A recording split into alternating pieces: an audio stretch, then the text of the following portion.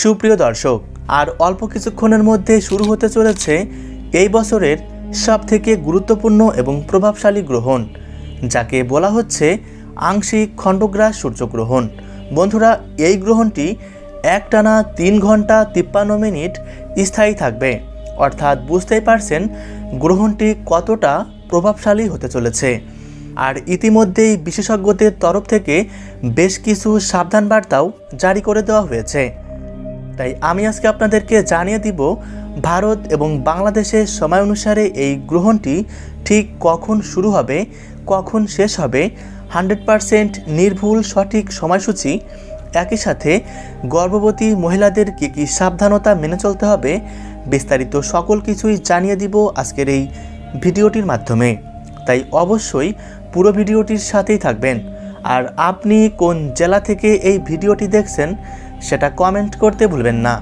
আর এমনই সব গ্রহণ সম্পর্কিত ভিডিওর আপডেট সবার প্রথমে পেতে হলে অবশ্যই চ্যানেলটিকে সাবস্ক্রাইব করে পাশে থাকবেন।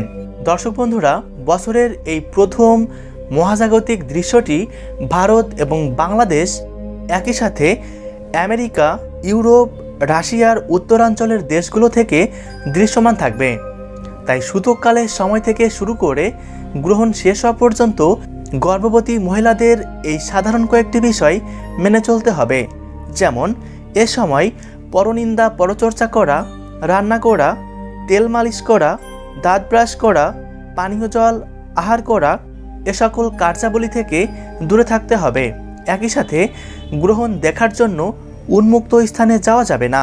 খেয়াল রাখবেন এ সময় সূর্যের আলো যেন আপনাদের গায়ে না লাগে। গ্রহণ চলাকালীন সকল প্রকার খাবার খাওয়া থেকে অবশ্যই দূরে থাকবেন, তবে পরিমাণ অনুসারে আপনি জল পান করতে পারবেন। গ্রহণ চলাকালীন কারোর সাথে ঝগড়া বিবাদে জড়াবেন না। চেষ্টা করবেন দুশ্চিন্তা মুক্ত থাকার। এ সময় না ঘুমিয়ে জেগে থাকবেন। আর গ্রহণ শেষ হলে অবশ্যই স্নান করে নেবেন। পাশাপাশি নিজ নিজ অবস্থান থেকে সৃষ্টিকর্তাকে স্মরণ করতে ভুলবেন না। গ্রহণটি সম্পন্ন হবে 29শে মার্চ শনিবার। বাংলাদেশ সময় অনুসারে এই গ্রহণ শুরু হবে দুপুর 2:51 আর গ্রহণ মধ্য 4:47 আর গ্রহণটি সম্পূর্ণরূপে শেষ হচ্ছে সন্ধ্যা 6:44। এদিকে ভারতীয় সময় অনুসারে এই গ্রহণ শুরু হবে দুপুর 2:21 আর গ্রহণটি মধ্য অবস্থায় পৌঁছাবে বিকাল 4:17। গ্রহণটি শেষ হবে সন্ধ্যা 6:14। সুপ্রিয় দর্শক, ভিডিওটি অবশ্যই আপনার প্রিয়জনদের সাথে শেয়ার করবেন।